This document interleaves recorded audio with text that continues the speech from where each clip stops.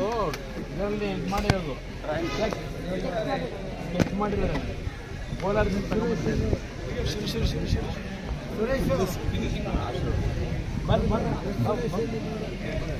ಕೋಲಾರದಿಂದ ತಗೊಂಡ್ಬಂದಿದ್ದಾರೆ.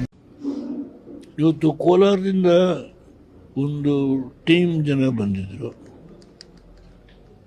ಅವರ ಒಂದು ಭಾವಚಿತ್ರವನ್ನು ಅವರೇ ಇದರಲ್ಲಿ ಪೇಂಟ್ ಮಾಡಿದ್ದಾರೆ. ಇಷ್ಟು ಅದ್ಭುತವಾಗಿದೆ.